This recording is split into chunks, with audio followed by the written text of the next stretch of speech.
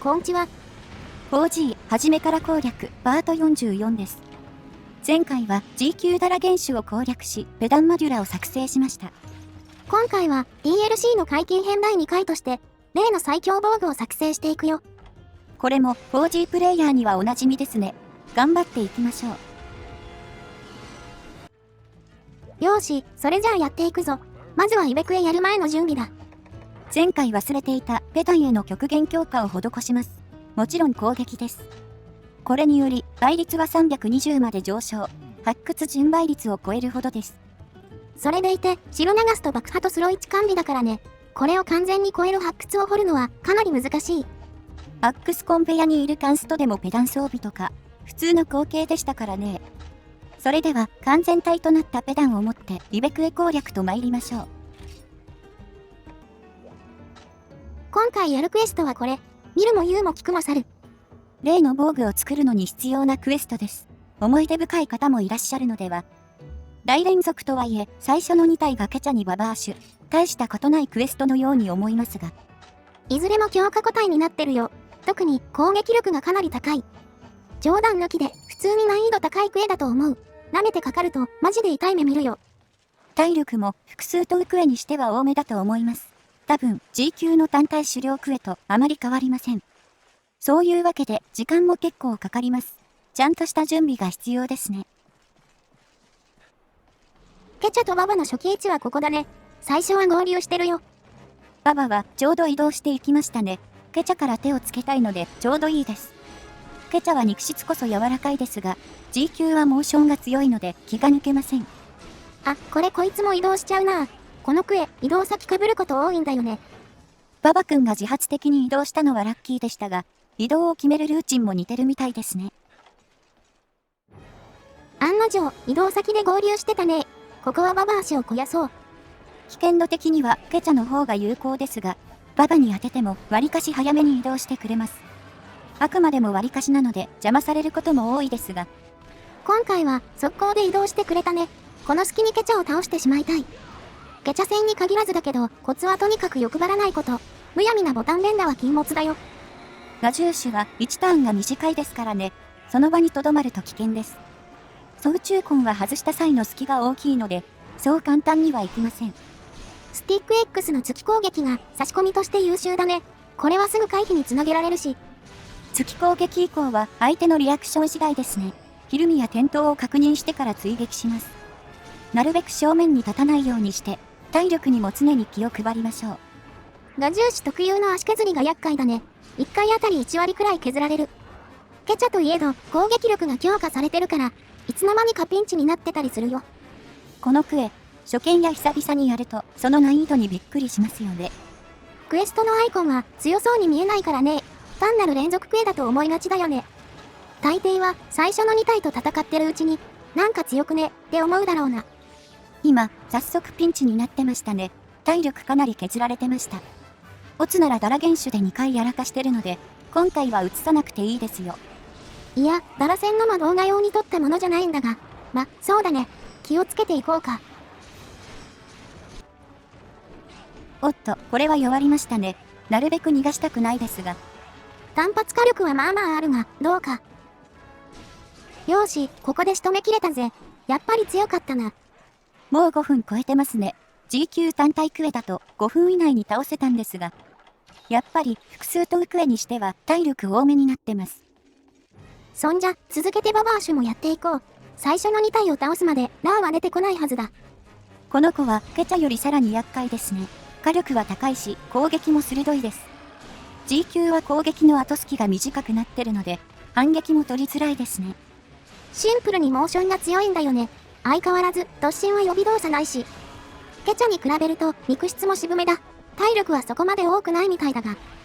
基本の立ち回りは後ろ足を殴ってダウンを狙っていきます。正面にいなければ大体かわせますが、もちろんボタン連打は厳禁です。急に下がってブレス吐いてきたりするからね。あれにすぐ反応できるようにしておきたい。ダウンは結構頻繁に取れるから、無理して殴る必要はないよ。あと注意すべきは連続で引っかく攻撃ですね。威力がかなり高いので。油断して真横にいると食らったりするからね。相手の手が届かない間合いを維持しよう。あ、早速やってきましたね。これ、上位より後隙が短くなってます。この攻撃、リスクある代わりに隙も大きかったんだけど、復帰時間だいぶ早くなっちゃったね。殴れても2、3発が限度だよ。近づきすぎると巻き込まれるし。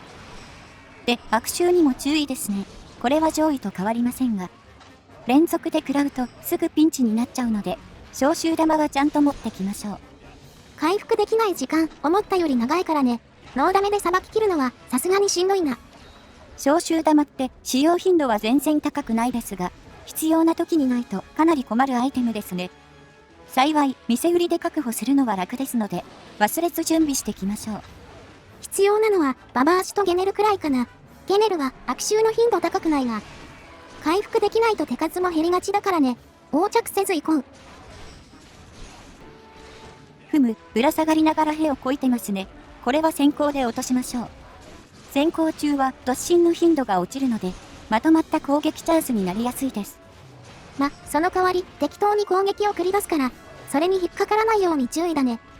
相手の向きをしっかり確認しつつ、ケツのあたりを狙っていこう。肉質は後ろ足が45の尻尾65ですね。特に尻尾はかなり柔らかいです。足と尻尾だけで言えばケチャより柔らかいんだね。これはイメージと違ってたわ。ババは亜種になると硬くなるイメージあったんですが、そういうわけでもなさそうですね。原種より頭と前足が硬化してますが、下半身と逆転してるだけみたいです。こいつって 2G の頃からそうだったっけ？もう覚えてないや。セカンド G のはひたすら強いって印象でしたね。あ、弱ってますよ。まさかのケチャより早かったです。ここで仕留めきれると嬉しいんだが、残り体力どんなもんかな。一応、ひるんでくれてはいますが。ああ、ダメだったか。ただ、移動先は良さげだね。ですね、ちょうど都合がいいです。このまま行きましょう。よし、最初の2体終わり。ここまでで10分ちょいだね。ペースとしてはいい感じですね。しかも、ここはラージャンの出現位置です。今のうちに転がってる虫どもを駆除しておきましょう。こいつに弾かれたらことですよ。ここ、ただでさえ地形最悪だからね。不穏分子は早めに潰そう。では、ラージャンくんの登場を待ちましょう。はい、ババが消えました。ファイナルラウンドです。このラージャン、何気に激高してるよ。激高ラーの強化個体はかなり珍しいね。そもそも、激高ガラーの強化個体扱いですからね。当然っちゃ当然です。それと、確かに強化はされてるんですが、ケチャやババほどのインパクトはないと思います。攻撃力は多少高いみたいだが、もともと G 級ラーの攻撃はかなり痛いからね。ラーについては体力の多さの方が感じるかな。村の G 級個体に慣れてると特にね。その上、マップは遺跡平原ですからね。激高が出るのはここばっかりです。前の2体はあまり地形の影響を感じないんだけど、ラージャンはかなりやりづらく感じるね。大きく移動する攻撃が多いから、立ち位置とかがずれやすい。あと、今回は心眼の回避性能もないので、投機効果の弾かれには十分注意したいです。総中根は大振りだから腕に引っかかりやすいんだよね。効果中はかなり神経使うな。地形もあってボディープレスを避けるのも難しいよ。いつも以上に欲張らないことが大事だな。弾かれといえば、訓中もいましたね。駆除したのにまた湧いたようです。こいつら、ただいるだけで邪魔なのに、モンスにくっついて盾の役割まで仕上がるからな。設定上はモンス表面の老廃物を食べてるらしいが、明らかに邪魔する目的で設計されてるよな。本当、これが初期マップとは思えないほどやばいですね。初期マップだからこそ、高要素が強いとも言いますが。斜面に段差に訓中、高で嫌われた要素がここに詰まっています。戦闘を単調にしたくないって意図はわかるんだけど、全要素ハンター側に振りすぎるんだよな。結果、ハンターは少しでも平坦なとこで戦いたがる。かえって、プレイの幅を狭めちゃってんだよね。モンハンの新要素はシリーズごとにありますが、受け入れられとは半々な印象があります。アクションそのものはちゃんと面白いよね。狩り技なり、かけり虫なり、傷つけなり。効率を求めた時のバランス次第ですよね。新要素が弱くても誰も使わないんで、調整難しそう。ゲームとしては面白いかどうかが最重要だけどね。対人ゲーじゃないんだし。ダメージ表記とか TA のタイムが広がりやすくなって、プレイヤー側で効率面が重視されすぎてる感はある。知らぬが仏って言いますもんね。自分からプレイの幅を狭めないようにしたいものです。移動してきました。ここはまだ多少戦いやすいですね。ここはここでマップ端に行きやすいから注意ね。スパ以外で戦うとはめられやすい。ラーは攻撃を誘導しないといけないから、狭いところだと結構難しいモンスターだよ。ローリングとかケルビステップとか、ハンターを追いかけさせて対処しますからね。ギルクエの広大なフィールドに慣れてるので、ここは特に窮屈に感じやすいです。川エリアとかかなり広いからね。というか、4G で一番戦いやすいエリアってあそこだよな。トップ3を上げるなら全部樹海になると思います。川、崖、点でしょうかね。崖は崖で分断とか TA で使えるので、川と崖のトップタイかもしれません。通常フィールドも頑張ってほしいところだね。いくらか平坦なマップもあるにはあるけど。原生林や氷海はかなりマシな方だと思います。それくらいしかマシじゃないとも言いますが。作中最強の個体が登場するのがギルクエなので、妙なところでバランスが取れてる感じがしますね。あ、弱った弱った。やっぱりラーが一番時間かかるな。時間はもうすぐ20分経つくらいですね。移動先は隣になります。よし終わり。なんとか20分以内でクリアできたか。お疲れ様でした。やっぱこのクエ難易度高いっすね。特にラージャンは普通に強敵です。慣れてないと苦戦必至でしょう。最初の2体も全然油断できないからね。報酬に見合った難易度と言えるだろう。さて、じゃあ、肝心の報酬を見ていきましょうか。あった、この赤いチケットだね。ズバリ、名称は狩人チケットだよ。1枚しか出ませんでしたか。こりゃ周回が必要そうですね。一応、確定報酬以外にももらえることがありますが、確率は 5% なので、ほぼ期待できません。このクエ周回は重たいな。頑張るしかないか。ようやく必要数集めてきたぞ。めっちゃ疲れたな。3回クリアしましたが、各1枚しか出ませんでした。しょっぱいですね。で、解放されるのはこちらです。お待ちかねの GX ハンターシリーズですね。一式ではプラススキルが一切発動しないんだけど、パーツ単体の性能が極めて優秀だね。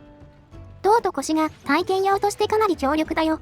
まず胴が抜刀会心3、不動4スロ3だ。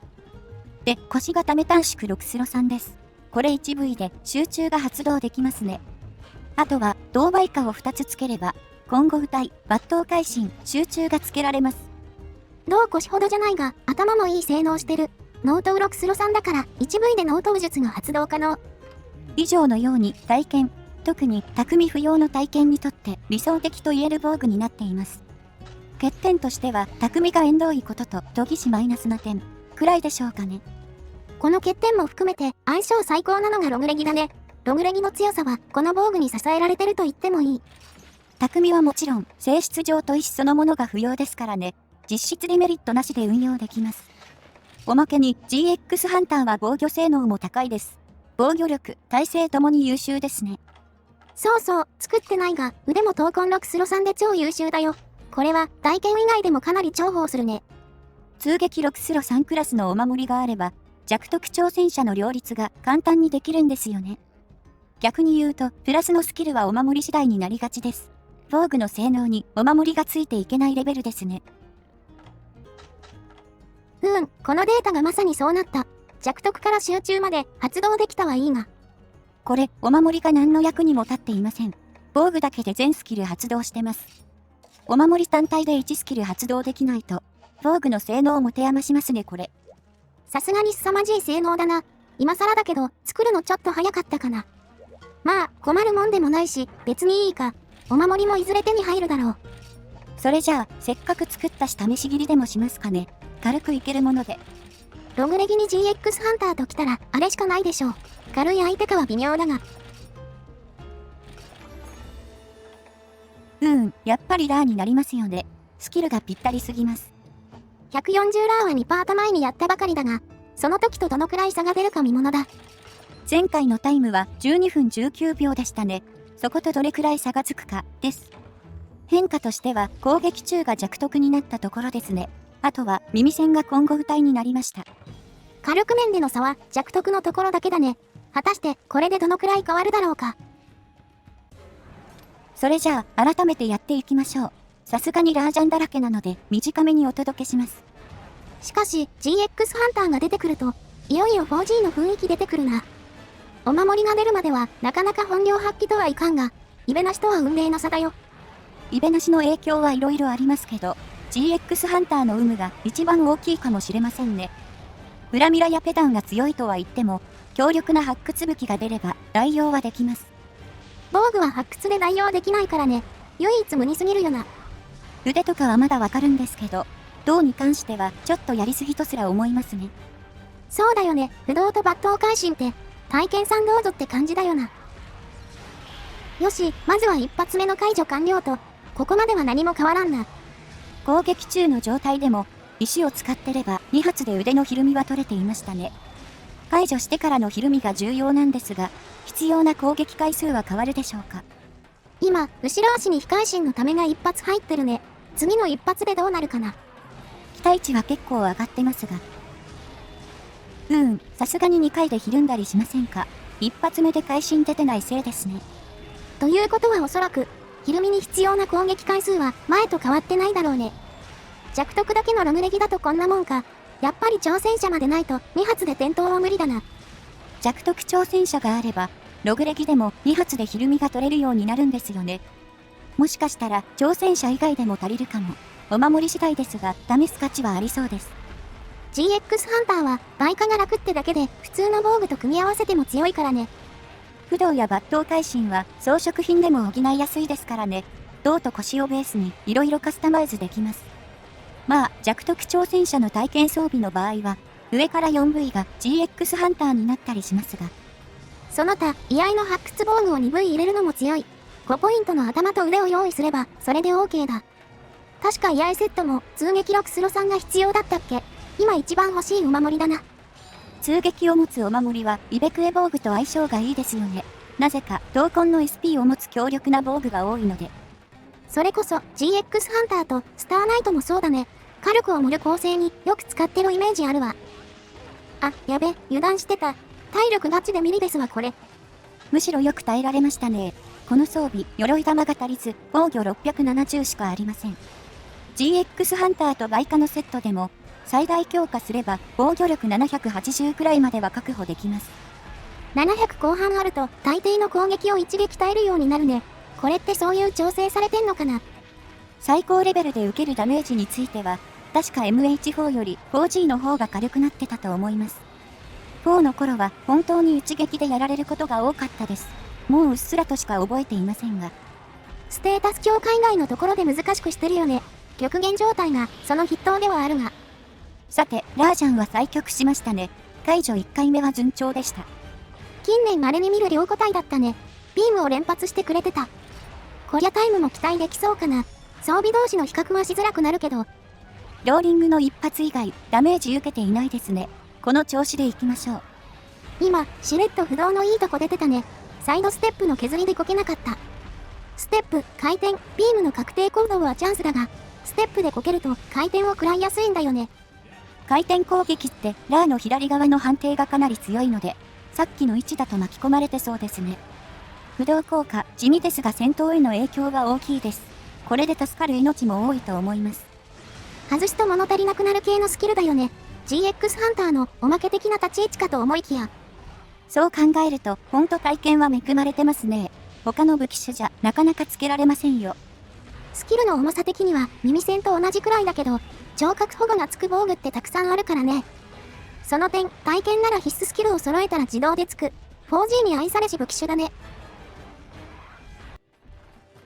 さて、前回と同じような映像が続いたので、エリア1での戦闘に移ります。このクエ、ここに全然移動しないんだよね。初期位置から離れてはいるんだが。なぜかエリア2からもなかなか移動しませんでしたね。行き先を選択する確率もマップごとに違うんでしょうか。戦うには他のマップの方が適してるので、こちらとしてはありがたいんですが。ここは丘と呼ばれてるマップだね。K に段差がついてるやつ。この段差部分が厄介なんだよな。意図せずよじ登る事故が発生するよ。丘上に移動するモンスターは、行動を制限するのに使えたりしますが、ラー君は3連ローリングがあるので、他の下に降りてしまいやすいです。もちろん砂や紫ほどひどくないけどね。あってほしいマップではないかな。ラージャンは特に起伏との相性がいいですからね。もちろん、ハンター側には悪い意味です。坂を登る判定になると移動速度が落ちるので、ローリングの振動に引っかかったりします。最終エリアにある分にはまだ許せるけど、ここが初期位置のギルクエは妥協ライン外かな。にしても、なかなか倒れてくれませんね。とっくに10分は超えちゃってます。結局、攻撃中の構成とあんまり変わらなかったね。スキル1個じゃこんなもんか。計算上は 5% くらい期待値違うんだけどな。クリアタイムは11分20秒くらいですか。なんだかんだ1分は縮みましたね。同じ武器で11分と12分なら結構変わったと言えるんじゃないでしょうか。行動運が良かったのもあるが、一応スキルによる優位な差はあったと言えるか。しかもこの装備まだ全然本気じゃありません。なんせお守りなしに等しいので。ここからさらに縮む余地が残されてるので、やっぱりバグってますよ。そう考えれば確かにね。さすがはイベント最強クラスの防具だ。じゃ、報酬でも見ていきながら締めようか。強い弓来てくれ。おっと、レア10弓。高いのはレア度だけでした。まだ136以上は6回目だから、これで凹んでたら身が持たんぜ。以上、リベクエ編の2回目でした。強力な武具がどんどん出てきます。動画でも言ったけど、防具の性能だけが先を行き過ぎてる感がすごいわ。